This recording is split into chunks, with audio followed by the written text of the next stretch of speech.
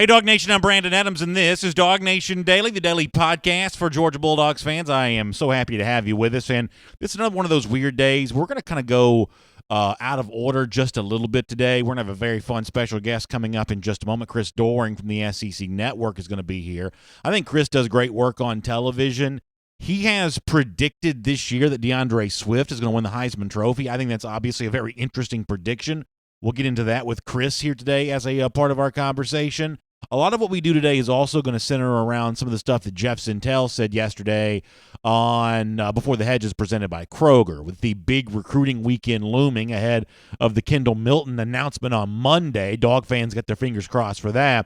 We'll try to deal with all of that recruiting news as a part of the program today. We'll also make plenty of room for some of your comments here as well. I've got a really strange piece of video I'm going to play for you too. Just a really odd thing from Georgia Tech. We'll do that later on. You can kind of join what the Twitter mob has done over the last 24 to 48 hours or so and kind of mock them for that. So we'll make that all a part of our program. We've also got a couple of minutes here before Chris joins us. I mentioned this a second ago that we're going to be a little bit out of order today. So while we do that, I'll say hello to some of you all today, take a few of your comments, and then we'll do more of a long-form version of this as a part of our RS Andrews cool down a little bit later on. So it's going to be a really fun show. Chris Branham already checking in to say go Dogs. Robert Lee Cleary giving you a good morning BA and a go Dogs. Appreciate that. Matt Rucavino knows the video that I'm talking about. I won't read his comment out loud, but he's apparently seen that video. Winston Mock checking in to say good morning. So the Facebook audience starting to check in and say hello. We appreciate that. We'll talk to you guys a whole lot throughout the day today. YouTube kind of checking in. They want to make their presence known. Jermaine Dunbar Trucking checking in to say good morning. Beautiful dog family. Appreciate that. Shout out to Stacy Goebel, by the way, in the YouTube comment section, who's also aware that today is 999s, day 999 of the Gator Hater Updater. So that's really kind of fun. Tomorrow will be day 1,000 of that. And then we're only about a week or so. There you go. Look at that. A magic of production here at DawgNation World Headquarters. There you go. 999. And we'll still do this in its official spot later on the program. But that's all you need to know for now. It's been 999 days since those lousy sneaking Gators have beaten the Georgia Bulldogs. Brad Christian on YouTube says, BA over under 11 wins. I'll go way over that for the season for Georgia. Now, obviously, if you're going to go to Vegas and bet this, you're doing regular season stuff, and I'm even going to go over that. I have said that I don't see a loss for Georgia on this regular season schedule. Does that mean they go all the way and win the national championship? Well, we'll try to slice and dice that up on the over the course of the next couple of weeks, but there is zero reason why Georgia fans shouldn't be extraordinarily optimistic about the upcoming season. I'm really glad you asked that question. Devin Glenn said something special for number 1,000. What I was going to say a moment ago, I don't remember if I said this or not. In addition to Gator Hater Updater Day 1,000 coming up, we're also only about a week away from show number 1,000. I'm really excited about that. To think I've done anything 1,000 times is kind of amazing, but we're about a week or so away for that. I think it's 2 Mondays from now, if I've done the math on that correctly. Maybe I haven't, but I believe that's about what it is. How about VTW on YouTube saying 15-0 guaranteed? Boy, I tell you what, from your lips to God's ears on that one, VTW, that would have been a lot of fun. Bulldog Trucker says, I've been watching, but I've had a little time off to catch y'all live. So, Bulldog, it's good to have you back here as a part of the program, and I hope hope you're keeping it between the banks with the truck there as well. Steve Self's got his playoff prediction in here. He's got Washington, Oklahoma, and an undefeated UGA. That would be a very fun playoff indeed. Interesting to think that Jacob Eason might also be a part of that. Enrique Murillo says, incredible season coming. Yeah, I think it's going to be a lot of fun. Brian McPhail, looking forward to that first game there as well. I think, doesn't Brian have the wrong date, though? He's got 8/30/2019. The game's the 31st, is it not? Yeah. So Brian, maybe you got a big Friday night planned in Nashville the day before the game, and if so, I'm certainly glad to do that. Hugh checking in to say that his buddy Jeff Sanders, who we've talked about, obviously be looking down from above and certainly be smiling and enjoying the idea of a 15-0 season. And for so many of us in these seasons, we think about the people that we've lost or the people that would have loved to have been here. My grandfather was a huge Georgia fan. One of the big reasons why I became a big college football fan in general. And anytime something really fun or magical happens for UGA, I do like to think about what he must think about some of that kind of stuff. So, yeah, I'm right there with you, thinking about those great Dogs fans of the past who might be paying attention to what's going to happen this season. So we'll take a lot more of your comments. We'll talk a lot more recruiting, including the 5-star running backs. But before any of that, though, it's always a real pleasure for me. Any chance we get to talk to a great SEC network analyst like Chris Doering, just a really, really fun guy to talk some college football with. So let's get ready to do that right now. And I love to watch him on the SEC Network. I love his opinions on college football, and it's always fun to have him back here on DawgNation Daily once again as well. It is Chris Doering. And, Chris, we welcome you back to our program. We hope your summer's going well. I know you've been a little bit busy. We saw you last week at SEC Media Day, so you've been kind of hoofing it a bit as of late. But nonetheless, I hope you've gotten a little downtime as we head towards the start of the season.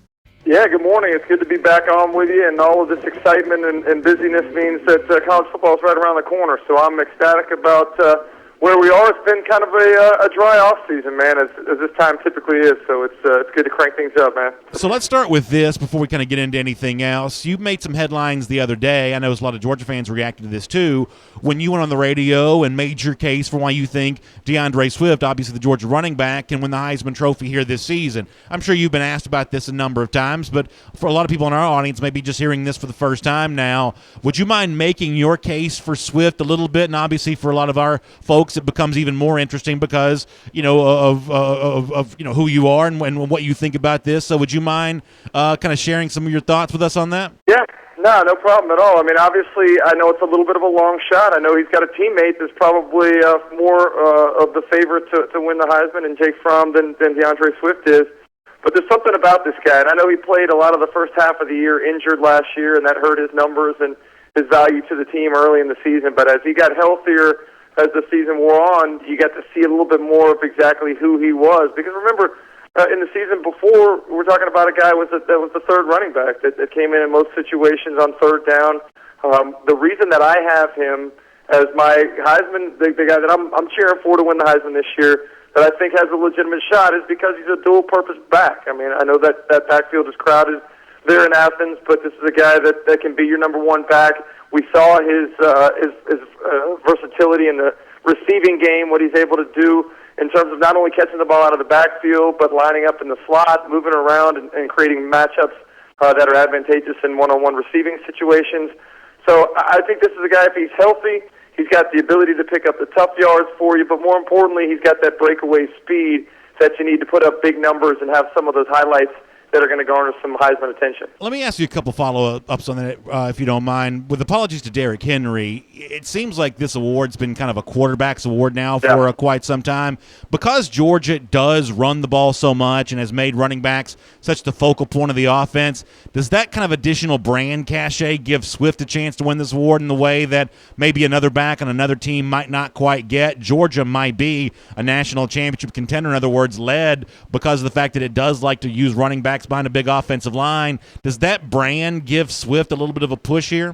Yeah, I think it definitely does. I think the style of play gives it a little bit of push. I mean, everything that we're talking about here in the preseason about how Georgia's offensive line is the best in the conference and maybe the best in the country, it also helps to garner that argument. So I think the style of play, the fact that Georgia loses their top 5 receivers, leads me to believe that not only they're going to lean a little bit more heavy on the run game, as they probably would have anyway, but also they're going to have to find a guy that's dependable to catch the ball out of the backfield, too. And I think that's why you get the dual kind of numbers that DeAndre Swift's going to be able to put up. But, yeah, I think you're definitely right about what the perception is nationally about the type of offense that Georgia's going to run and what stirs the drink in terms of the offensive production. Jake Fromm has been solid in more of a game manager role. I mean, he's a guy that with no offense to some of those great Alabama quarterbacks, including my colleague Greg McElroy, that game manager title is one that is viewed as a negative. And I think that Georgia's in a similar situation, although Fromm is a guy that I think is going to have a much more productive season. I've actually said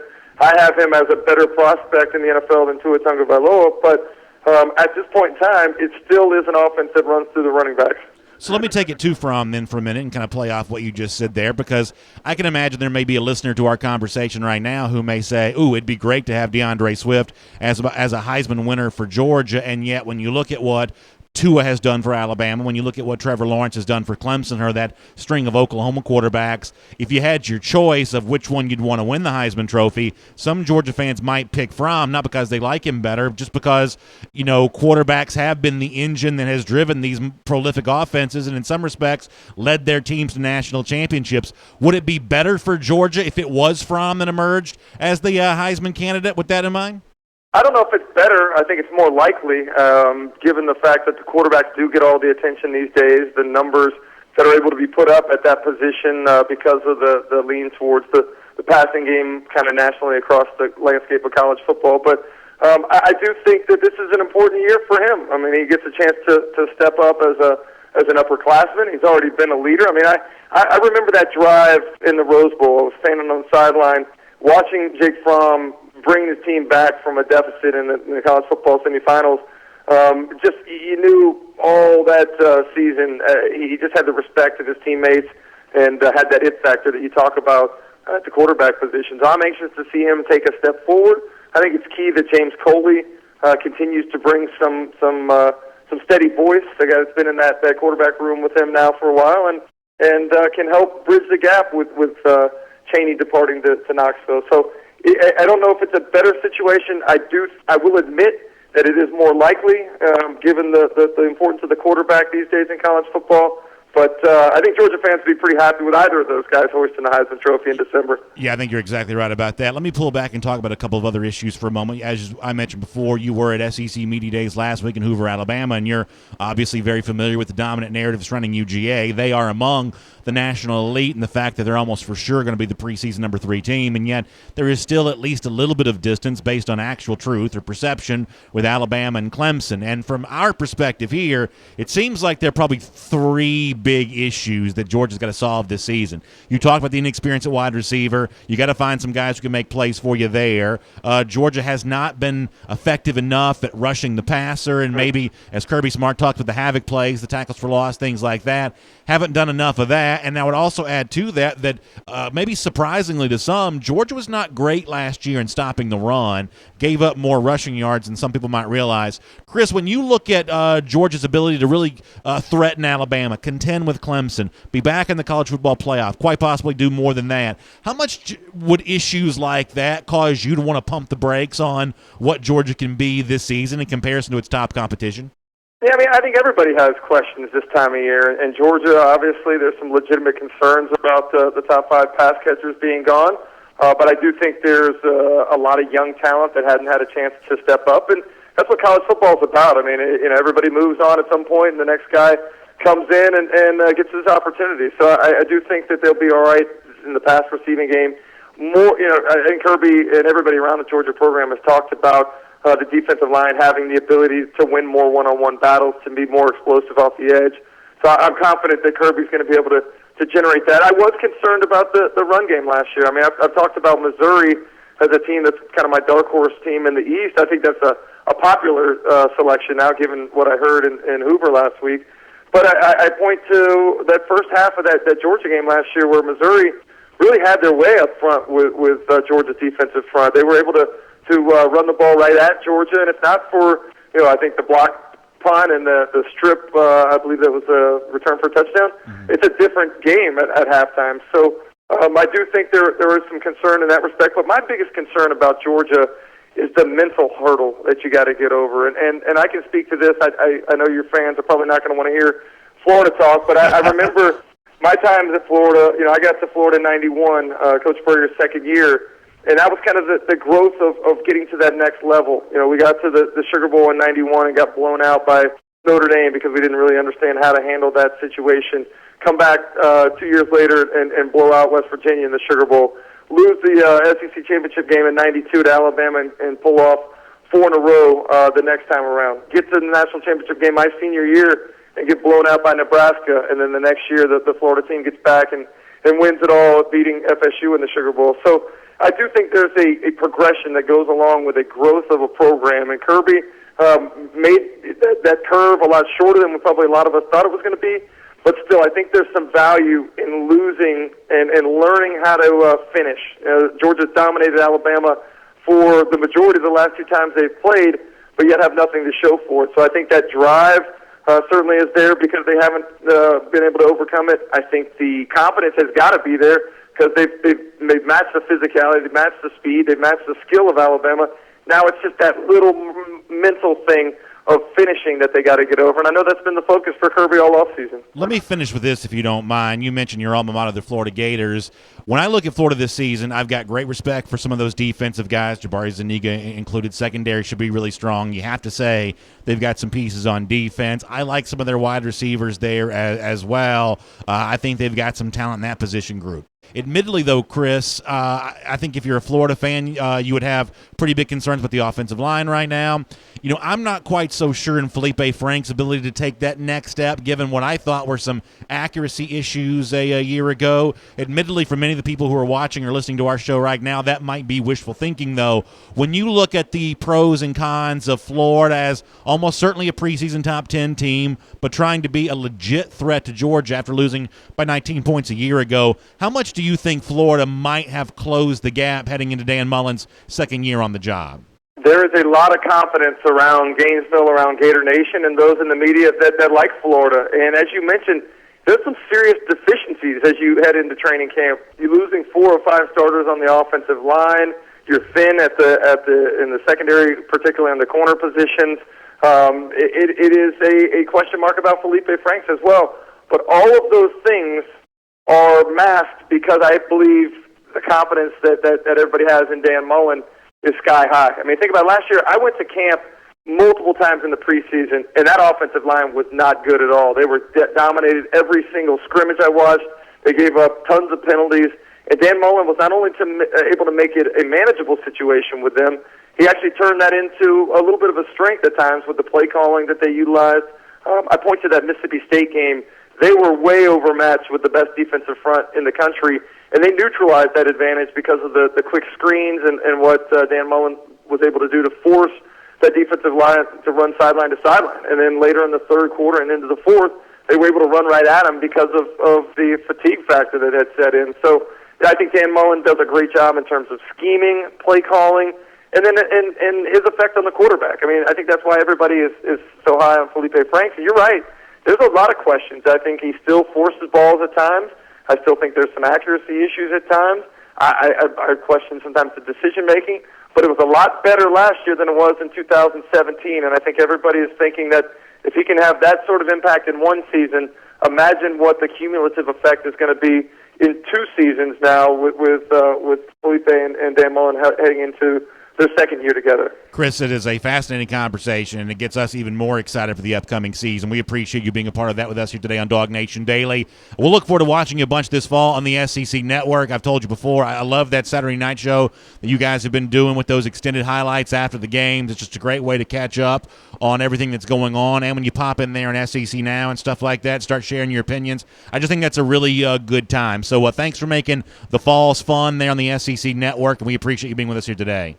Yeah, I appreciate the kind words, and I appreciate the work that you guys do. It really helps us in terms of our preparation and getting to know what's going on there in Athens. So keep up the good work there, too. Thank you so much, Chris. We'll look forward to talking to you soon. All right, man. Really good stuff there. Chris Doering from the SEC Network. And I'm going to put my objectivity hat on as much as I possibly can for a moment, because I do think what Doering said about Florida is incredibly interesting. And obviously, I have made my case 1,000 times for both why I enjoy as a fan being a Gator hater, but also to the extent that I can be an analyst, why I think that Florida's got some issues that I'm not sure they can address. However, to pull back from that just for a moment and just kind of view this objectively here, as or at least objectively as you possibly can, it is incredibly fascinating that Georgia and Florida have decided to go about their business in such different ways, contrasting styles here. I mean, you heard Chris Doering articulate what I believe a lot of Florida fans believe, that issues along the offensive line, quarterback who you're not 100% sure about yet, whatever else, that this can be made up for by the fact they just believe that Dan Mullen can out-scheme Kirby Smart on the field, or any coach like Kirby Smart, but we'll keep it to the Florida-Georgia comparison right now, because that's the battle that'll determine the SEC East almost for sure. They just believe that Mullen can outcoach Smart. Many Florida fans do. I think that's fascinating. say the same thing about Todd Grantham as well. And you can keep your jokes to yourself on this for a moment, because obviously Georgia fans lived through that Grantham era at Georgia. Not all of them loved that, but they really feel it was a major coup to keep Grantham and not have him take that. Was it the Cincinnati Bengals that he almost took the defensive coordinator job this offseason? I mean, Florida has drawn its line in the sand. They believe they're going to outcoach you, because from a talent standpoint, they do not line up with Georgia. From a talent standpoint, there's a lot more of that kind of classic 4- and 5-star elite player, elite raw materials. There's just way more of that in Athens, and I believe that's really the pathway towards winning championships. Florida seems to think they're going to be able to coach up their players and have them become better than Georgia. I believe that's the wrong path. I believe that's the wrong philosophy. But Florida seemingly is fully committed to it. And one way or another, somebody's going to get proven right and somebody's going to get proven wrong when these two teams play later on this season. And don't you know, there's going to be a lot of tension in the air heading towards that game. It is great to have you with us today as a part of DawgNation Daily. All right, with that said, for those of you who are just joining us, let me kind of explain what has just happened, and then I'll set the stage for the rest of the show. We have gone a little bit out of order today. If you're coming in late, you're going to really want to check out that interview with Chris Doering. Chris is one of my favorite guys. I know it sounds kind of weird to say, because obviously we got all the Gator hater paraphernalia all over the studio. To have a Gator guy like this that I like so much, I just think Chris does a good job on TV. So I like having him on the show because I think that his takes are really strong. And obviously, if you're a Georgia fan, you love the idea of him touting DeAndre Swift for the Heisman Trophy. That's a fun conversation. So if you're kind of coming in late, you can check that out. The YouTube video gives you a chance to go back and start from the beginning. I'd love to have you stay with us live, but that obviously is an option available to you. Now, let me kind of catch my breath for a moment and kind of tell you at the rest of the show. We got a really weird thing we're going to do about Georgia Tech a little bit later on, and I can't sell this as anything other than just totally bizarre and strange. Georgia's rivals at times are making it really, really easy on UGA. We'll deal with that. You heard Doering mention the notion of Fromm being a bit of a game manager. He means that in complimentary fashion. I'll probably address that as a part of our SEC through later on. And yet there is also a lot of recruiting news to get to as a part of our program today. Jeff Sintel dropped some bombs yesterday on Before the Hedges presented by Kroger. Fascinating stuff there on that about who's coming into Athens this weekend. It also sets the stage as well for the Kendall Milton decision coming up on Monday. Y'all, that heat of the action of that 2020 recruiting cycle is here, and it is upon us. We're going to cover all of that. I'll also tell you why DawgNation Days of Summer is going to be even more fun after making a big announcement yesterday, too. So we got a lot to do in the program today. With that said, let's get started with the beginning of the show, as we always kind of do, as DawgNation Daily, the daily podcast for Georgia Bulldogs fans, begins right now. Presented by DawgNation.com, this is DawgNation Daily, the daily podcast for Georgia Bulldogs fans. Here's your host, Brandon Adams. All right, coming up on today's show in a few minutes, for those of you who are listening on radio and podcast, our video audience got a bit of a sneak preview on this, but for our radio and podcast audience, coming up in a couple of minutes, an SEC network analyst is going to explain live here on these airwaves, why he thinks DeAndre Swift is going to win the Heisman Trophy here in the 2019 season. That's going to be a fun conversation. We'll do that coming up. Before then, though, a lot of recruiting talk, and much of this is generated by Jeff Sintel, either his reporting over the course of the last couple of months or his big, bold statements yesterday as a part of Before the Hedges presented by Kroger. You all pretty much know the immediate timeline because we've talked about it here a good bit now. Georgia is launching its way towards a major recruiting weekend with a list as long as my arm of 5 stars who are going to be in attendance and very highly rated 4 stars and prospects of note for the 2021 class. I would invite you just either go to the forum at forum.dawgnation.com, check out a Sintel Intel at dawgnation.com. I'm sure there's going to be some stuff about that. Go back and watch yesterday's edition of Before the Hedges presented by Kroger if you didn't see it, to just kind of acquaint yourself with the list of guys who are expected to be on campus this weekend. There was a big one of those, and we'll get to that coming up in just a moment, but it also kind of sets the stage for us for what's going to happen on Monday. July 29th is one of those dates we've had circled for a long time, and much the same way many of us remember June 27th from a couple of years ago as being the date that Zamir White committed to UGA. one of these days, July 29th, might have the same kind of, I don't know if there's a date hall of fame for UGA recruiting observers, but July 29th might also be one of those if Kendall Milton does indeed pull the trigger and give some good news to the good guys on Monday night when he makes his college decision. Obviously, there is plenty of reason to feel good about Georgia here. Admittedly, Ohio State fans coming off that visit to Columbus, they were probably feeling pretty good there too for a while. But for some Georgia fans, there's a little bit of confidence here. And as you think about this big recruiting weekend upcoming for Georgia, you can't take your eyes off the fact that it all serves as the appetizer for what might be the Milton news potentially on Monday. So let me deal with Kendall for a moment, kind of remind folks, why there's already been some excitement about him potentially choosing Georgia, and that'll lead us to another discussion about another five-star running back. First of all, Kendall Milton's been on campus. He was there for G-Day. He's been back. He had his official visit, and as he's told DawgNation's Jeff Sintel, it's really the feeling that he gets on the UGA campus that I think has kept Georgia very much in the thick of the running for his services. Here is Milton from the very recent past with our buddy Jeff. Georgia, that was a visit that, every time you get there, you kind of learn more about the school and the program. It's been nothing but good for me. They gave me a plan of how, they would use me and the timing of everything that be put into place. So, Georgia, that was definitely a special visit. So definitely a special visit. You love that idea. I don't think any UGA fan was surprised by that.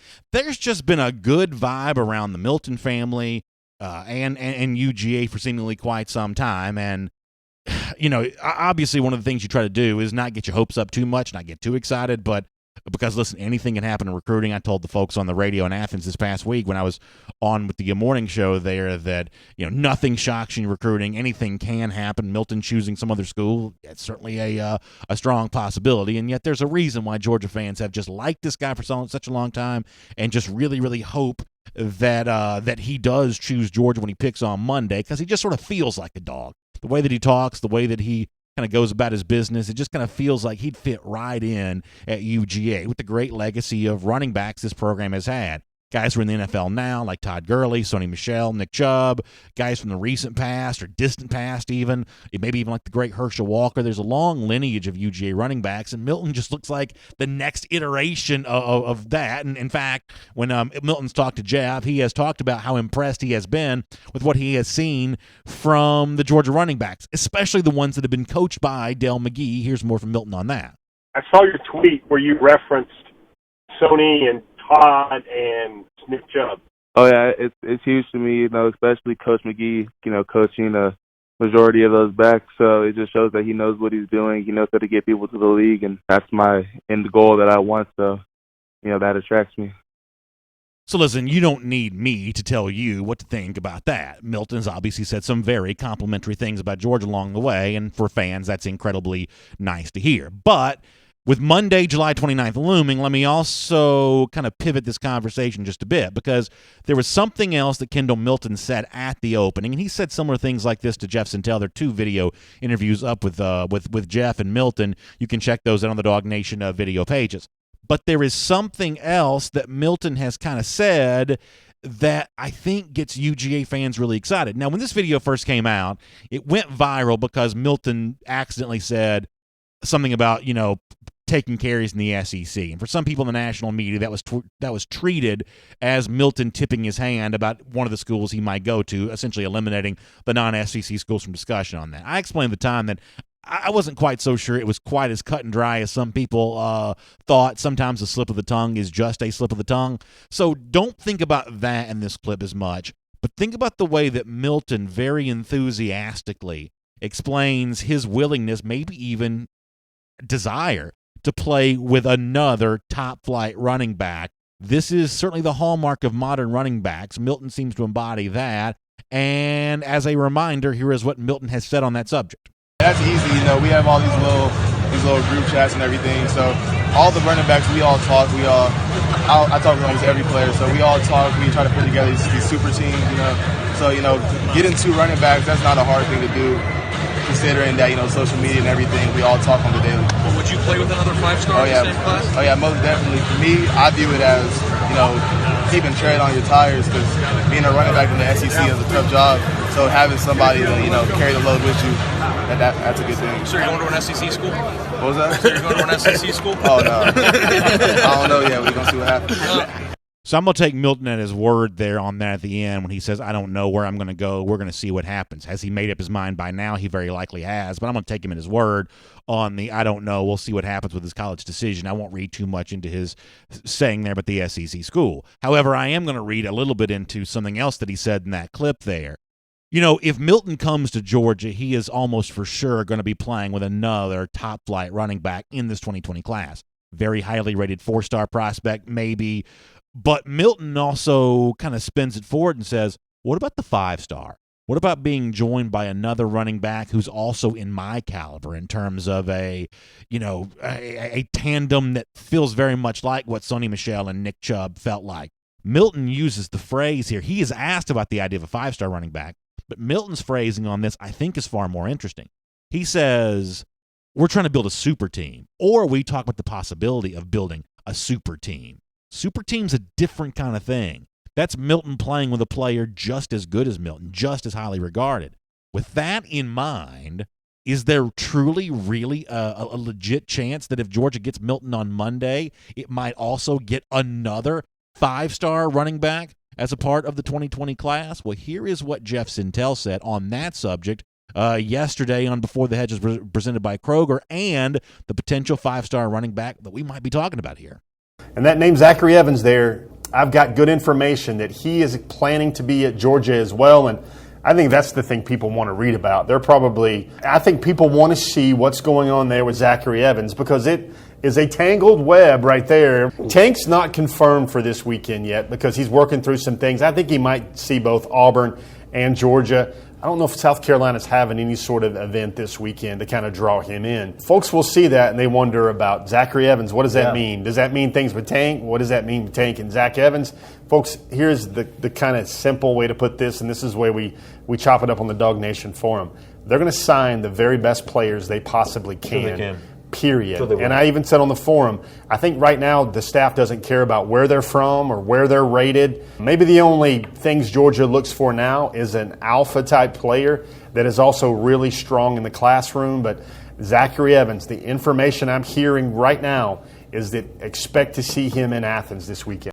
I mean, every Georgia fan is going to be very, very excited to hear that news. I'm excited to hear that news because I love the idea of Evans being potentially paired with Milton if Milton were to indeed choose UGA. I've also told y'all before, I'm fascinated by the soap opera recruiting and the kind of three-dimensional chess that sometimes goes on to put a class like this together.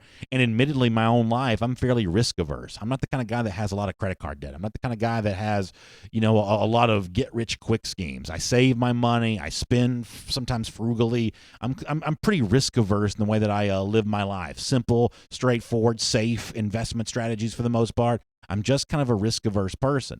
If I was Kirby Smart and I had the potential of taking a Tank Bigsby right now, I might do that just given the fact that I'm just sort of a risk-averse person.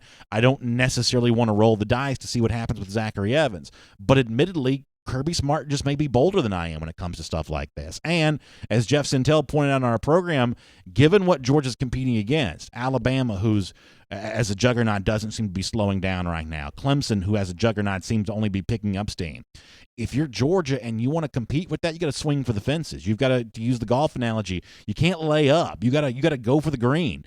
And that's probably the right strategy here. And it seems to be one that right now Georgia's very much in the thick of. It's going to be a fun next few days. We'll hear one way or another about Kendall Milton come Monday, and apparently, as Jeff Sintel reported yesterday, Zachary Evans coming up to Georgia this weekend. 2 5-star classes, or I should say 2 5-star running backs for Georgia here in this 2020 class. Seemingly, if anyone can do it, Dell McGee and UGA would seem to be a pretty good candidate. My name is Brandon Adams, and this is DawgNation Daily, the daily podcast for Georgia Bulldogs fans. Hello to you, and thanks for being with us live on video, 10 a.m.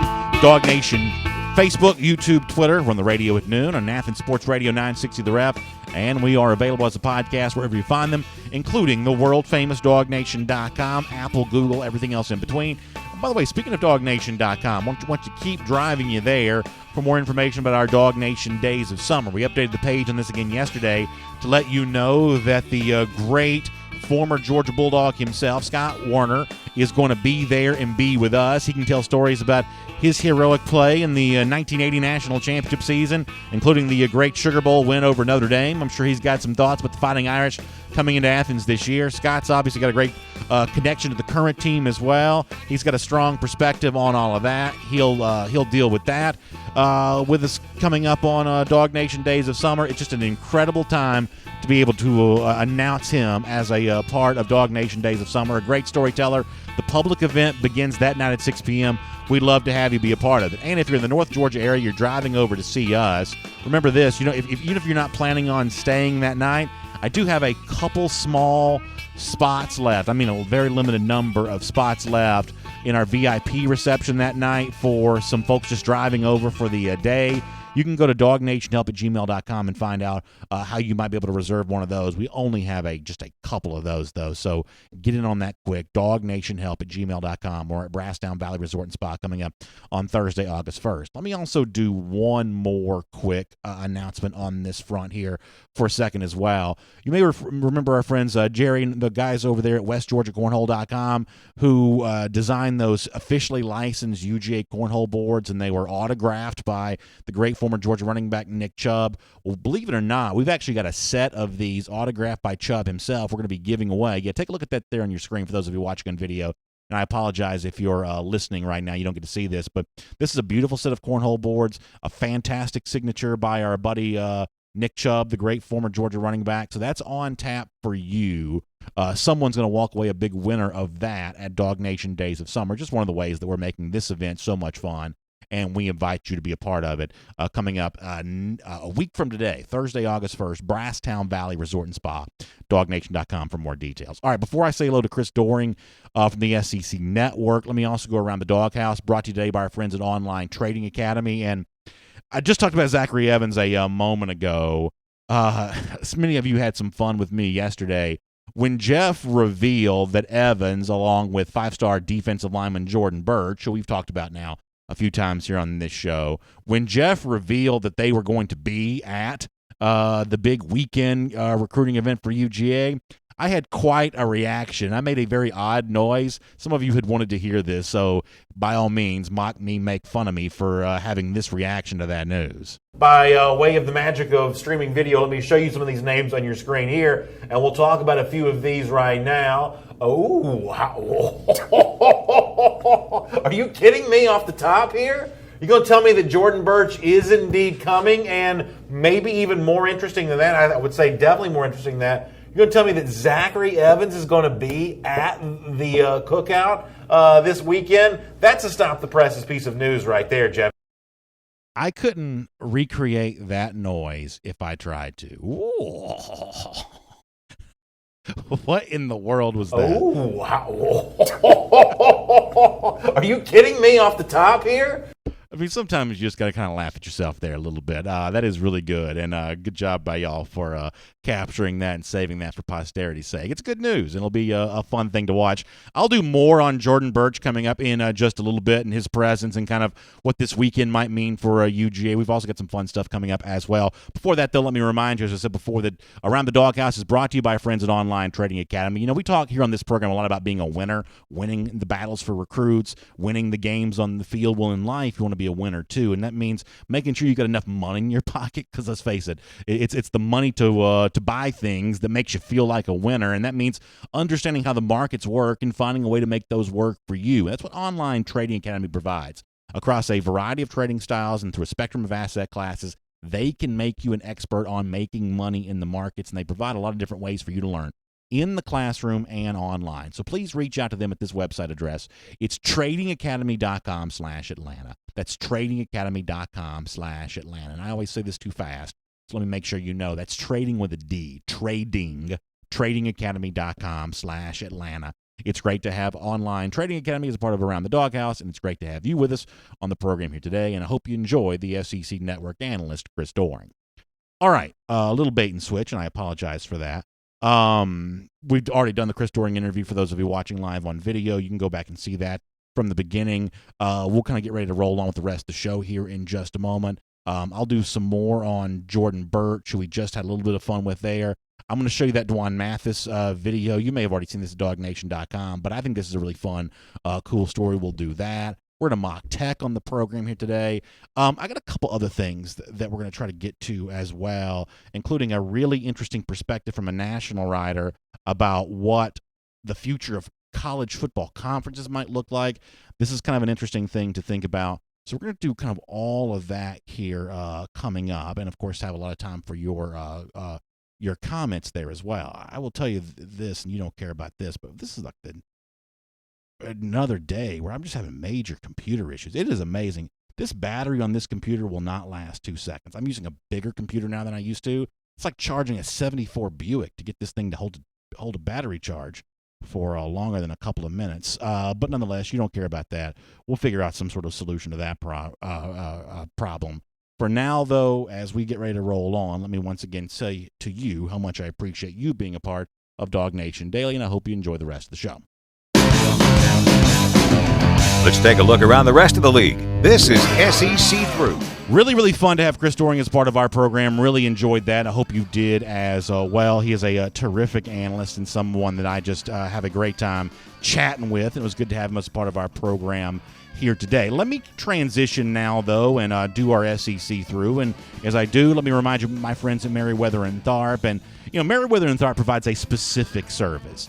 They help people through what can be one of the most troubling times you can go through. And hopefully you don't ever have to experience the pain and the confusion of divorce. But if you do, if you've been through this in the past, I think you can probably speak from a first-person perspective about just how much you either wish you did have someone on your side or how glad you were to have Merriweather and Tharp on your side. Many people can tell those stories of the kind of advocacy that they provide for you.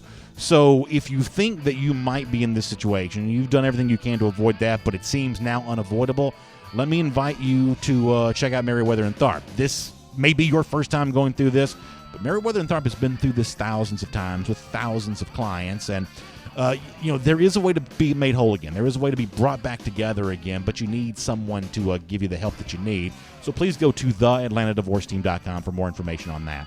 That's theatlantadivorceteam.com, and that'll get you in touch with Merriweather and Tharp, and they will set you up on a path that's going to lead to the kind of resolution, the best possible resolution in this situation. It's theatlantadivorceteam.com. All right, couple things here, SEC Through wise. Let me start with this. Pete Thamel is a longtime reporter. He's worked at a number of different places, working at Yahoo Sports now, and one of the things that Pete was recently quoted as saying that based on some college football administrator types that he's spoken to, he thinks that the future of college football conferences is going to get smaller and not bigger.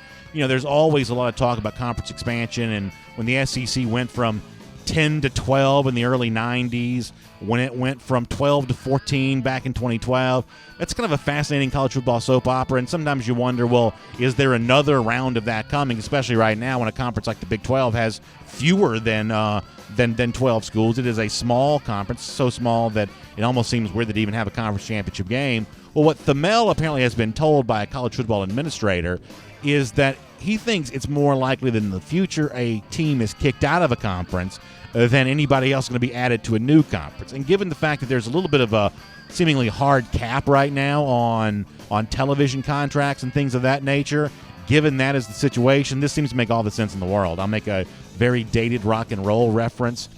Was the surviving members of Led Zeppelin, that's Jimmy Page, Robert Plant, and is John Paul Jones? Was that the third guy there in that who's still surviving? And years ago, when they were going to go back on tour, Page and Plant decided, hey, we're the stars of this band. We can make just as much money. We don't need this third guy siphoning off the ticket dollars we might be able to have. And from that standpoint, they just moved on without him. And I think the conference are going to do the same thing. And unfortunately, the SEC, I think there are a couple of pretty obvious examples of teams this league could probably do without. If you rebuilt the league from scratch right now, there's no way Ole Miss and Mississippi State would be in this league.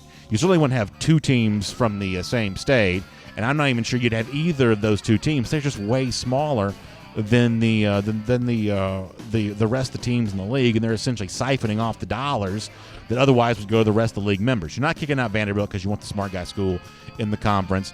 I just think there's a very good chance that in the future this is what it could look like, because at a certain point in time, you've made all the new dollars you can, and you have to fight over the dollars that are in the pie, and that means kicking some people out of the club. I could definitely see this happening. Sports Illustrated wrote an interesting piece the other day, kind of looking at the possibility of other teams outside of Alabama making the college football playoff, and obviously Georgia was kind of mentioned in this. And one of the things that was said about Georgia in here was, Jake Fromm's ability to make the big throws and kind of provide Georgia what it needs in terms of, in comparison to what other quarterbacks have provided their team. And a moment ago, you may have heard Chris Doring here on this broadcast talk about Jake Fromm being a little bit of a game manager. He doesn't mean that in a critical way. He means that in complimentary fashion, I think, for how he has managed the games. And yet I do think if we have an idea in our mind of what a game manager is, I think this piece of Sports Illustrated kind of reinforces to me what ultimately is true for winning a national championship. Georgia has got a talent advantage over virtually every team in college football. But when it plays against even competition, fair fights against evenly matched foes, that's what Alabama is, that's what Clemson is, that's what maybe Ohio State is, quite possibly Oklahoma, especially at the positions that matter most. Those are slightly more fair fights. I think your quarterback matters more, and I have made a big case on that during the offseason, that I don't mind you managing the game against the SEC foes that you're going to beat by 24 points, but you got to be the dynamic playmaker against those bigger and better opponents. And the good news is, I believe I've watched Fromm closely enough over the last couple of years, especially in his best moments, to say that he is, in my opinion, far more than a game manager. But in 2019, it's a big opportunity for him to kind of go out and show people that and remove all doubt about that. The whole idea of do more is an idea that Georgia's dealing with all season long. And I think for Jake Fromm, there are a couple specific instances where he could do more, needs to do more. And that is make the big throws in the big games to remove all doubt about what his ultimate legacy as a Georgia quarterback is going to be. I believe that he can and will do this, and I think it's going to be a really fun thing to watch. We'll make that your SEC through. Let me do a couple things here in the time we have left. I will read this to you. Video audience will get a chance to see this for yourself. The strangest thing in the world popped up on my Twitter feed. This is apparently the Georgia Tech strength and conditioning coach. Now, this video has gone viral, I believe, for all the wrong reasons. If you look at some of the replies to this, there are a lot of these sort of like, big platforms. I even think like House of Highlights and stuff like this kind of grabbed a hold of this to kind of make this go viral for maybe not the reasons that Tech wants to. If you're listening radio podcast, there's a Tech player laying on the ground. He has a medicine ball between his legs, and they are two people just slugging the fool out of this medicine ball. The text from Edward Thompson, the strength coach, says, "Here at Georgia Tech," and this is where it gets weird, "we truly deeply care about the strength of your groin, and we attack it with extreme, exaggerated passion." That shouldn't have been tweeted, right? I mean, that's a bad look, right? Georgia's rivals, UGA's rivals, have made things really easy on the Dogs as of late. The Paul Johnson era at Georgia Tech was a gift to UGA. The early stages of the Dan Mullen era have been a gift to UGA. Still have fond memories of Butch Jones and his trash can and his Champions of Life and his 5-star hearts. As of now, Jeff Collins would seem to be following those footsteps. If this is the kind of outfit, the kind of shop he's running there in Atlanta, I don't know what that tells you about the future of Georgia Tech football. This is a very odd video. You can find it for yourself on Twitter. Maybe I'll put a link there to this.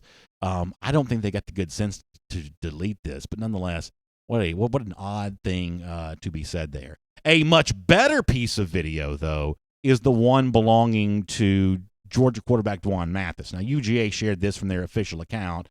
By now, we've done a pretty good job here at DawgNation of chronicling the return to full health for Mathis after his unexpected brain surgery.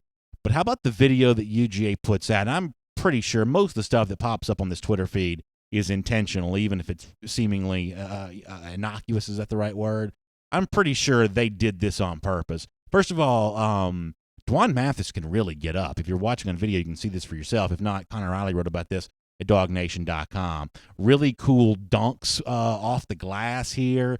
All kinds of variety and array of dunks for Mathis, who, if you look closely enough at the video, you can see the scar on his head. But let me tell you something. The question is, when is he going to be 100%? That's more 100% than I'll ever be in my life. I don't know if that puts him ready for football contact. That's a slightly different thing. But if that's not 100% for Dwan Mathis, those kinds of dunks, then, boy, I'd love to see what 100% for him really looks like. He has had such a courageous battle coming through. What was a health scare for him, and I just can't wait to see the next phase for him. Incredibly happy to see Mathis on his way to full health, and huge thanks to Georgia for showing that video. Now, one more thing before we get ready to wrap up. I talked about my funny reaction to the Zachary Evans, Jordan Birch news from Jeff yesterday on Before the Hedges. I also want to give you a follow-up. Here's a little bit more of Jeff kind of talking about what might be expected from Birch here this weekend. Apparently still going to go to Clemson, but also coming to Georgia too. Here's Jeff on that. I'm expecting he's going to see both of those visits. And it's funny because Georgia's event is kind of going to take place on Friday, Saturday. There'll be some spillover into Sunday. Never a bad thing when your trip to Athens spills over into Sunday. Yeah, listen, I think a lot of us have had those trips to Athens that have kind of spilled over into Sunday. And so for Jordan Birch, hopefully he gets to see what he wants from UGA. And, speaking from the perspective of a fan who would like to have Birch as part of this class, I don't need him there for the entire weekend, but it's nice to get a chance to impress him. Just given you got this kind of small window here before a lot of these visits shut down again with the start of these high school seasons coming up and the start of Georgia practice coming up as well. Nice to get this chance to impress him. And as I said before, Georgia is fighting such a hand-to-hand combat war with the Clemsons and the Alabamas of the world for every prospect that it can get. You have got to get more than your fair share of these five-star guys if you want to beat them on the field. Now, Georgia at this point in time has done a really good job with that. My expectation is that can continue, and visits like these make that certainly a possibility. How about this good news? Gator Hater Updater, 999 days. You know what that means for tomorrow. We'll see you then, right here on DawgNation Daily. And on video. Huge thanks to Connor Riley for kind of hooking me up with a much better cord. And the great news, this one appears to be working, although, once again, a tedious detail you don't care about. So this thing has now been charging for 10 minutes. It's gone from 3% to 4%. That's really weird, right? That's probably a little bit weird. But it doesn't look like it's about to crash, so I guess that's all that really matters. We shall dive in here and get this. I guess there's also a chance that this battery is faulty, too. I got kind of a weird email about that the other day. So hopefully I don't spontaneously combust in the middle of this discussion. Nonetheless, though, as Laudy Lauderdale says, and on video, it's our R.S. Andrews cool down. Hope you'll check out the folks from R.S. Andrews. Whether you need to tune up in that air conditioning, they got that Smiley tune-up for you, just $99. Or if you got an issue with your water heater or pretty much anything else. I kind of think about R.S. Andrews, the ones that take care of that business for the stuff that's kind of behind the walls. Sometimes for me, homeowner, it's out of sight, out of mind. And at R.S. Andrews, they can't afford that luxury. They spend all day long thinking about the water heaters and the furnaces and stuff like that. I mean, can you imagine what it must be like to be devoted to that, developing expertise in that? I don't want to do it, but I'm glad somebody does. And that's why R.S. Andrews, I keep them just one short phone call away, or finding them online, rsandrews.com. That'll get you all the information you need to know on that. Clayton D says some Apple batteries are under recall. You might be able to get it replaced for free. I think I'm actually supposed to, I believe. I believe I'm actually supposed to. I'm kind of the absent-minded professor in some respects, in that an email like that kind of pops in and just sort of disappears in my inbox, and I probably don't end up doing anything about it. But I think somebody in charge of me is thinking about that battery, because I have heard that this battery is on recall. I have heard that. Somebody talking about George Pickens dunking. It, to me, would be very hard to imagine that Pickens cannot throw it down. It'd be very hard to imagine that not being true. I don't know if he played on the Hoover team or not. I'm not sure if Hoover is as good at basketball as they are at football. I don't know either one of those things. But I'd have a hard time believing that Pickens cannot absolutely send it home. Zenti Zelo Allen says, I'm a Georgia fan all the way from Mississippi. I'll be attending my first UGA game this year. I'm too hyped about it. Go Dogs. Well, listen, I know exactly what it feels like to already be thinking about a game this fall and be really hyped about being in the building and seeing it all go down. And Zinti, I just hope you enjoyed as much as you think you're going to. I believe you probably will. I'll also invite you to check us out. We're usually right there, in that dog walk parking lot before the game. We're UGA bookstore after the game. I'd love to meet you. I'd love to say hello to you, and I know a lot of Georgia fans would as well. Chris Brandon says Bill Norton dunked in one of those videos. I've seen Norton. I've seen Norton throw it down for sure. Norton is a very interesting athlete. Matt Talley says I saw a video of Hot Rod dunking. It was an 8-foot rim, but it's still very impressive. Let me tell you something. There is nobody that loves 8-foot rims more than I do. My children, they have their basketball goal, and it can be raised and lowered.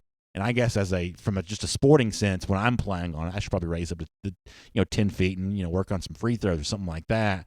I don't. I become the Zion Williamson of the driveway, and I can I love to send it home on an 8-foot goal, or let's say maybe like 7 feet 11 inches at this advanced stage of my life. But I love to play on an 8-foot goal. I have to admit that I do. There was this weird video from, I think it was the Kentucky Derby, maybe, where, do y'all know who Bob Baffert is, the famous horse trainer? He and his son, who's a teenager, they were playing together in the yard, and they were both still playing on an 8-foot goal. Hopefully when my son's a teenager, we'll have advanced up and started playing on a 10-foot goal. But while they're still young, you better believe I'm taking advantage. I'm like Shaq out there on that thing. I love to do that. Matt Talley says me dunking over my kids, and it was a video I'd love to see. You better believe I show no mercy whatsoever. I'm blocking their shots off the backboard, dunking. It's a lot of fun. Philip Sharp says, B, are you going to go live Monday night for Milton's commitment? I honestly don't know what we're doing for all of this yet, but my guess is we'll be doing some sort of coverage for it in some form or fashion. I'll be around, even if I'm just at my house and I pop on there from my home, as I've done before, a kind of a rogue video. We'll do something for it, but I'm not quite sure what it's going to be yet. Connor Alley does have his. I do know what we're doing, and let me just say, I think you guys are going to be. Monday is going to be a special day. All right, that's all I'll say. Well, that's fun to think about. Fun to think about for sure. Interested to know where that comes from. Jay Kennedy says video evidence or it didn't happen. I'm assuming he's meaning from my dunks. First of all, here's something that I think is sneaky true. You talk about doing a video. I think that you could do a pretty good workout video like this, because I actually think that playing 8-foot basketball can actually be pretty good exercise, right? I mean, if your kid shoots a jump shot and you work on jumping up and blocking off the glass, if you do it enough, and you can't just do it 1 or 2 times, but if you do that enough, that's pretty good. Unfortunately, I am 1,000 years old. My back starts hurting if I don't get limber enough, if I don't jump with my legs enough. My back does. My back starts hurting a little bit, but I do like to do that. Winston DeMock says BA after dark on Monday. Yeah, listen, it's gonna be fun. Going to be fun.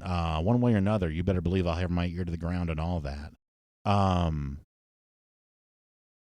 Joseph Kennedy talking about the backup quarterback situation for Georgia.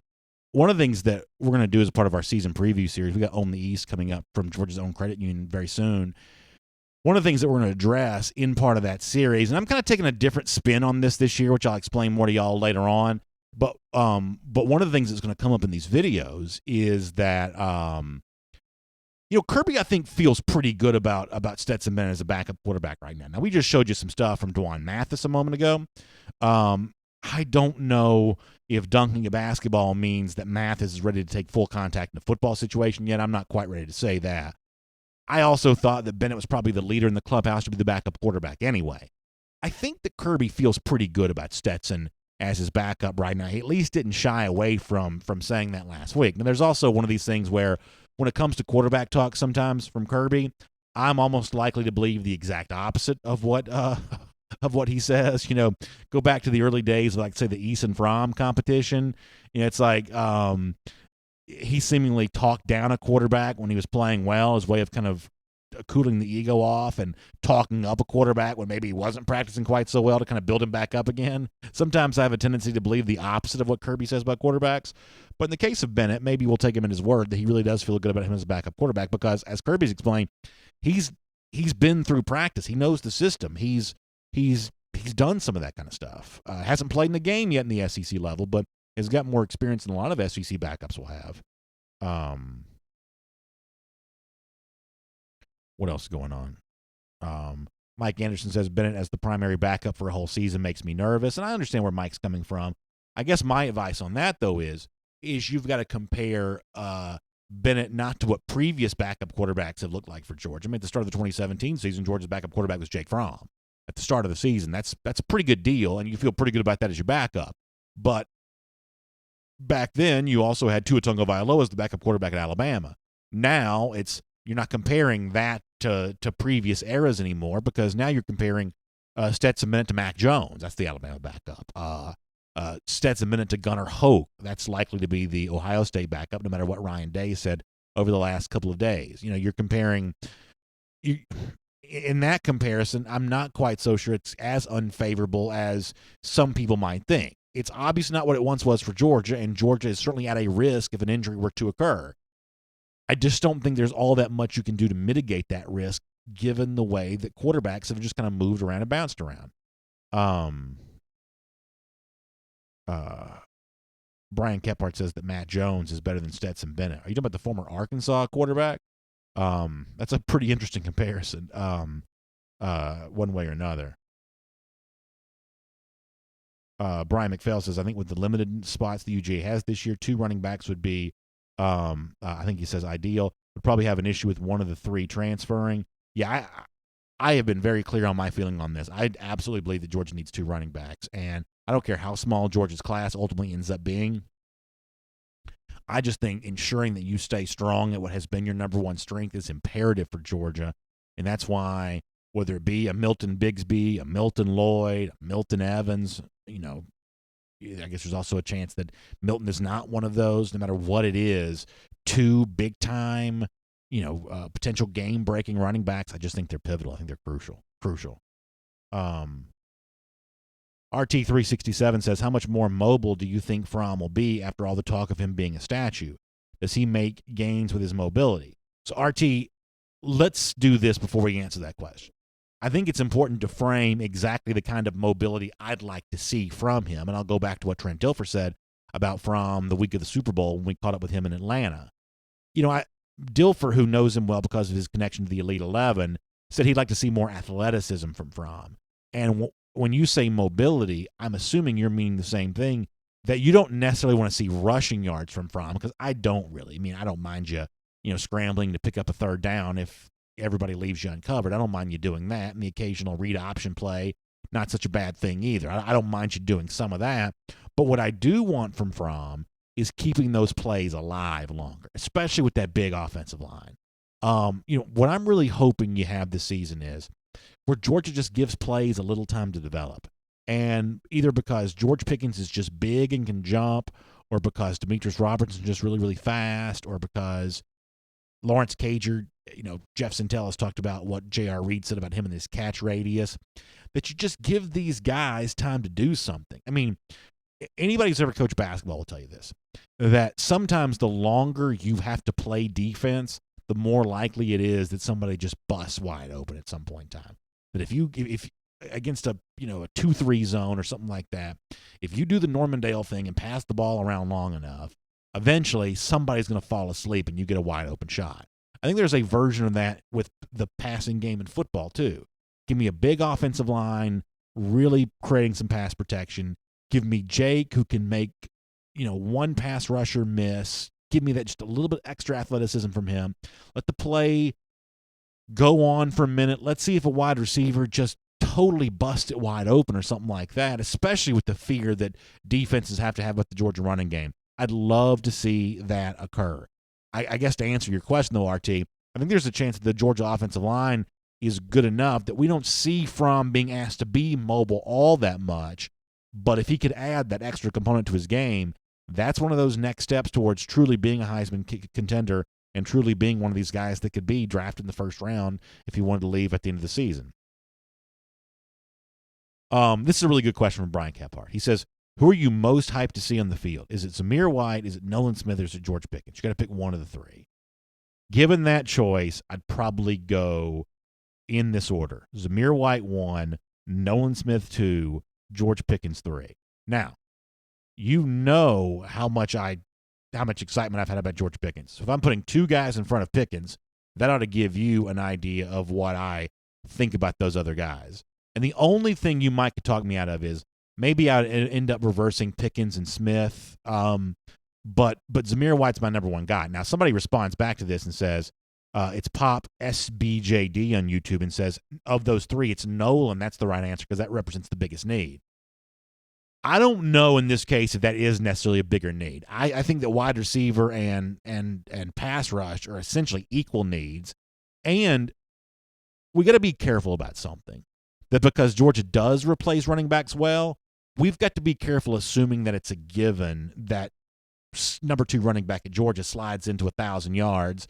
Essentially, the 1,000 yards that Elijah Holyfield had last year are someone's to inherit. We have to be really careful about that. I think we do a disservice to the Georgia players themselves and the Georgia offense to assume that it's quite that easy, that you just slide right in there and you do what the guy before you did.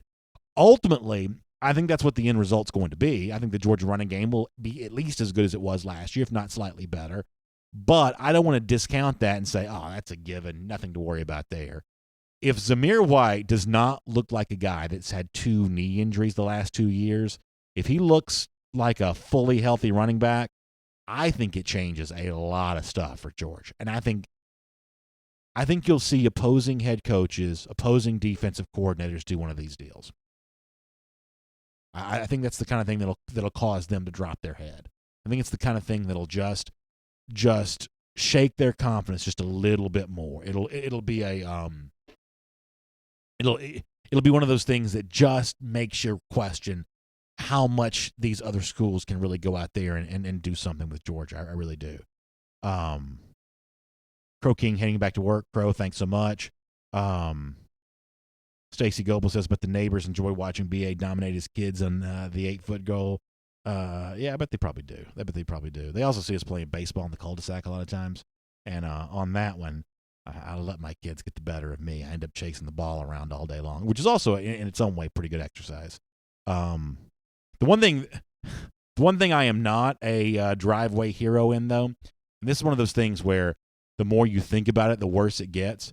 So I like to pitch to my kids. My kids like for me to pitch to them. I've even done some coach pitch for my sons. He's very young, so his young baseball league, I've done some coach pitch there. Y'all, throwing strikes is hard. It is hard. And every now and then I'll get into a good rhythm, but it's like a lot of things in life where you can't really think about it. Otherwise, you're going to start, you get the yips. Connor, I don't think you've probably been in this yet. There's a lot of stress and a lot of pressure. Even in the cul-de-sac, because we don't really have a huge backyard. We do have a big cul-de-sac, though, that we can play in. If I miss the strike zone 2 or 3 times, my son, without trying to be snarky, just concerned. He's like, am I going to get anything to hit today or what? And then all of a sudden now you can't throw a strike because all of a sudden now your performance is getting questioned. Right, you're overthinking it. But, sometimes if Charlie's crowding the plate, sometimes you got to brush him back just a little bit and lay down who's the man. The home run derby a few weeks ago, Matt Chapman, who's the last-minute addition, his dad had some trouble, just getting the ball into the strike zone. And a couple times he was Chapman crowding the plate, trying to get a piece of action, and his dad was like, son, I'm the man here. Yeah, no, listen, I think that's what you got to do. You got to show that, but there's nothing worse than, I have so little mental strength sometimes that when it comes to putting or throwing a strike to my son and daughter who want to hit, anything like that, if I get it in my head, I cannot get rid of it. I cannot get it out of my head. I am not the guy that you want with the ball in his hand with the game on the line. That is not. I am not the guy you want in that situation. Not whatsoever. How about this from Ryan Wilbanks? Girlfriend, a Tennessee alumna, and she's actually starting to love UGA. Well, Ryan, that means that you're doing a really good job there evangelizing with her, and I want to congratulate you for that, for sure. Cody Whitfield says he's got money on Stokes having a breakout year. This always kind of goes back to the thing that we debate a lot about, and this is super tedious, and I apologize, but what the true definition of breakout year is. I would suggest that Stokes has a breakout year a year ago. I think he proved that he's a really good cornerback. Mm-hmm. Now, taking the next step with that and becoming kind of a household name, all-conference type player, that's obviously a different kind of deal. But, yeah, I think Stokes is in my category of givens for this season, and if that ends up not being true, that's a massive disappointment because as it stands right now, I'm not telling you I pencil in Stokes quite like I penciled in Baker a year ago, but it's not that far off, I don't think. I don't know if we're ready to compare Stokes to Baker just yet. I mean, DeAndre Baker's junior season was pretty incredible, including, that national title game because I was on yesterday morning. I was watching it because, I just like to feel pain. Yeah. DeAndre Baker did an awesome job of locking up Calvin Ridley in that game, and he had, the interception that, unfortunately, if Jake Fromm doesn't have a pass tipped and get picked off shortly afterwards, I think would have sealed the game for Georgia at that point. So I don't know if he's quite ready for that Baker, that Baker role that last year he was in, but I think there's a very good chance Stokes has that season that Baker had in 2017 where he goes from, a guy who we think is going to be pretty good to at the end of the season, there's no doubt about it, this is one of the best cornerbacks in the country. Randy Hall says I should take some ginkgo for mental strength. Do you know what that is? Have you heard of ginkgo before? No.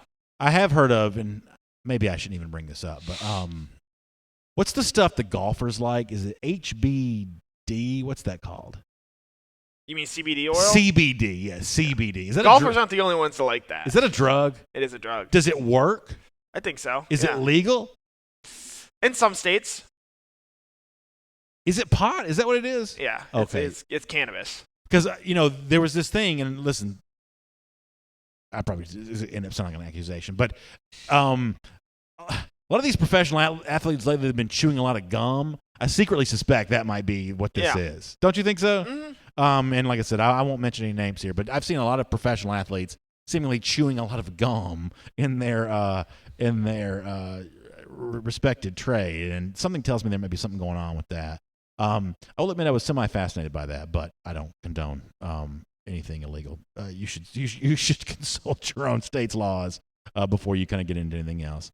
Matt Rukavina says his wife has an essential oil for basically every ailment. Well, that's good. I certainly probably have plenty of ailments that use some oils.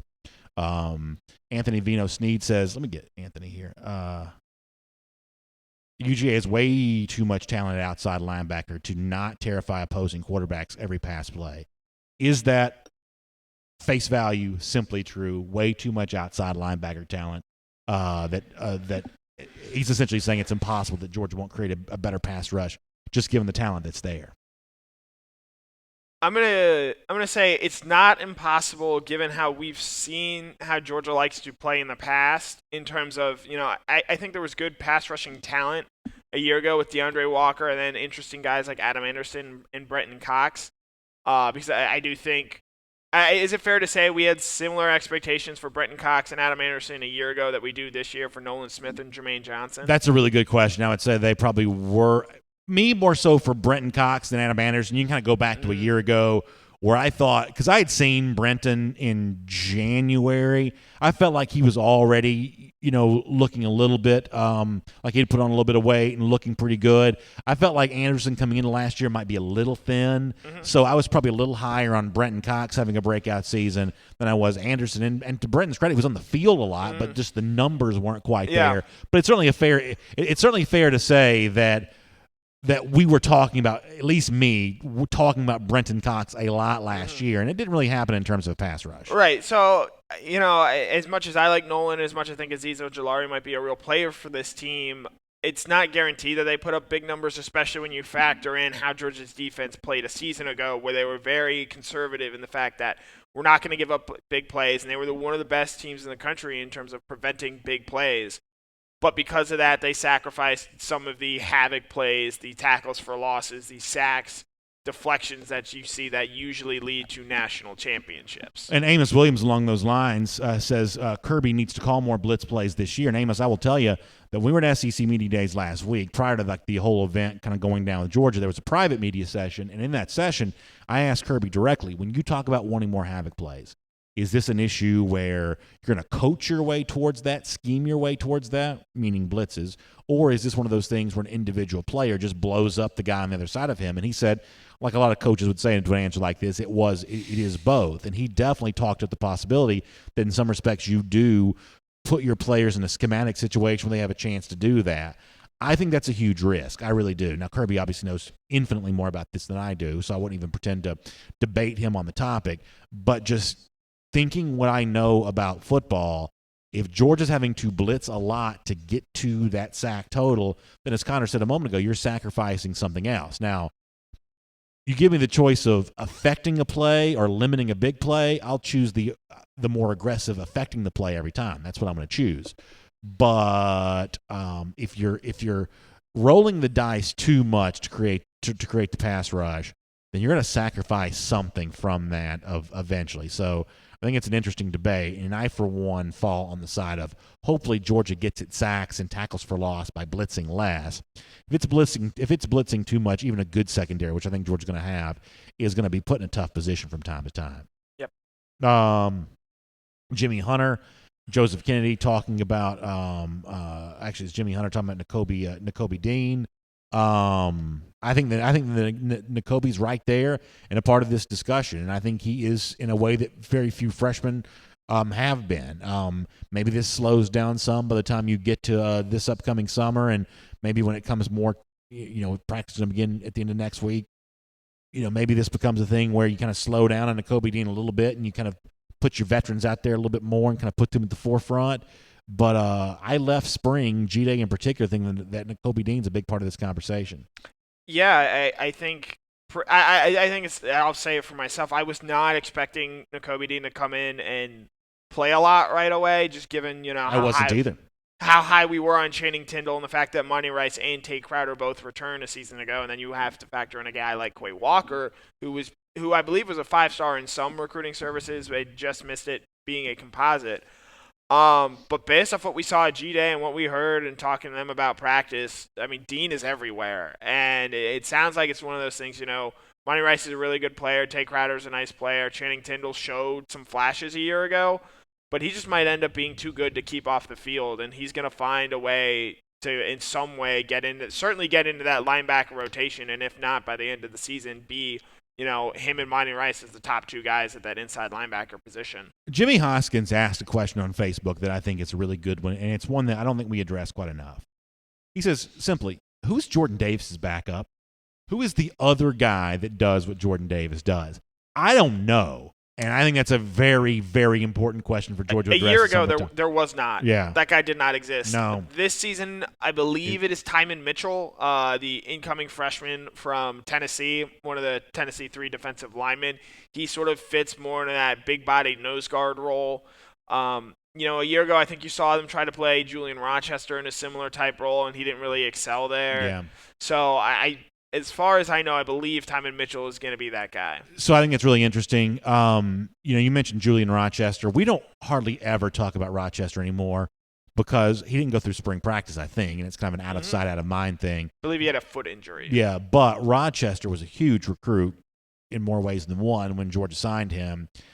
If that light comes on for him and this is last year in the program, that could be a real boost for Georgia. There's also a chance the light maybe doesn't quite come on, and we never quite think we see the best of him. I happened to see Rochester a lot when he was in high school. I just happened to see McEachern a good bit back then. I was doing some games on TV, and McEachern was on TV a lot. He was such an interesting prospect to me, and I don't know if it is in kind of a Jordan Davis role. I don't know. As Connor said, that didn't seem to be the best fit for him last season. But when you start thinking about defensive line guys, just given the talent that's there, given the size that's there, a healthy Julian Rochester could be quite an interesting name for Georgia to think about. Travis Baltziger also talking about Jermaine Johnson for a moment. I told y'all before I don't have Netflix. Many of you can't believe I didn't really know what CBD oil was. A lot of you a few days ago couldn't believe I don't have Netflix. So because I don't have Netflix, I'm not able to watch Last Chance U. But I know it's on right now because I see people talking about it on Twitter. Travis was talking about Jermaine Johnson as a player on this year's team, but I'm also reminded, as he says that Johnson's gotten, I guess, a little bit of love on the show this year. Is that right? Are you a Last Chance U watcher? I was, and I was very much turned off by what that show has turned into, where it sort of, makes the coach a star and sort of shows how terrible the coach is and all that sort of stuff that I guess is a necessary evil for football. But it doesn't get me jazzed up to see, a head coach, a grown man, just lobbing insults at kids and I say kids because that's what they are. They're 17, 18, 19 years old. That's not the kind of content I want to enjoy and watch. I haven't seen it, so I can't speak to it, but I have heard the coach is a bit of a character, maybe not for good reasons. Do you think there's also one of those issues of that? The coach got fired because he told a player of German descent that I'm going to be your Hitler, and that's not okay in any circumstance. Are you serious? Yeah. I didn't know that. That's really terrible. Yeah. That's really terrible. So I wonder if this is one of those things where putting him on TV makes it worse. In other words, probably you take somebody who's at an 8 and because he's on TV gets turned up to a 10. What an awful. And to an obviously not the Hitler extent, but football is a sport where it is not in the normal societal culture, and that's just not the way that you behave.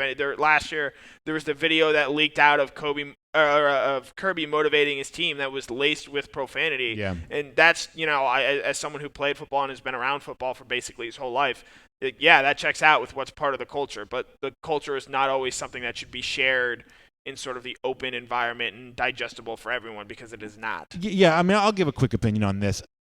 I don't have a problem with hard coaching that's in bounds. Now, what Connor just described is obviously, not Way in bounds.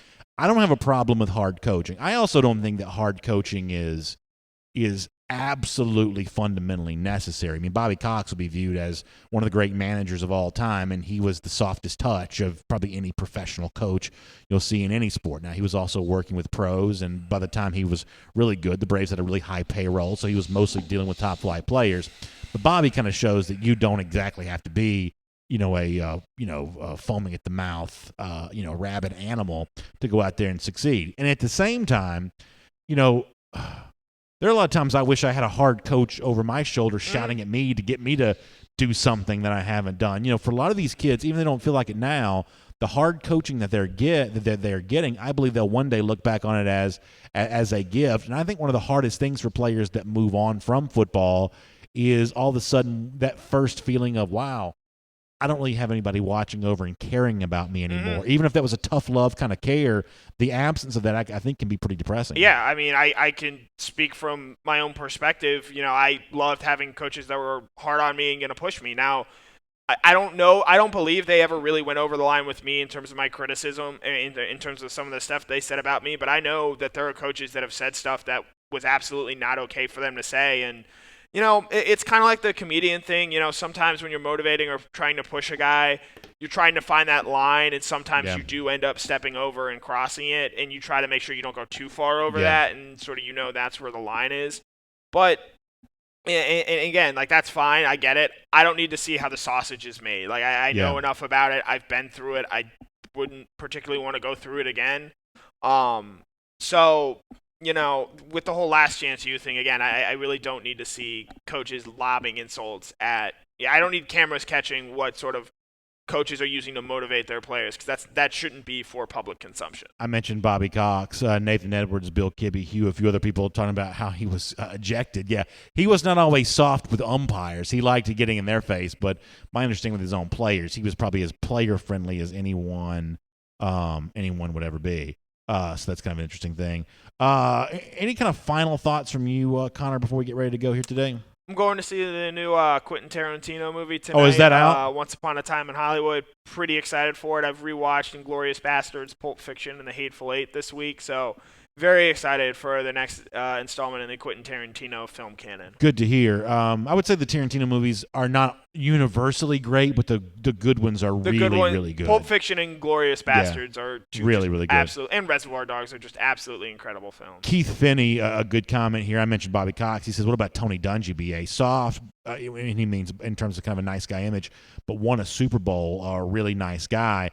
That's probably also, I'm guessing, I've not seen Dungy behind the scenes, but I'm guessing he probably was a pretty successful player-friendly coach. That seems like a pretty good comparison for me.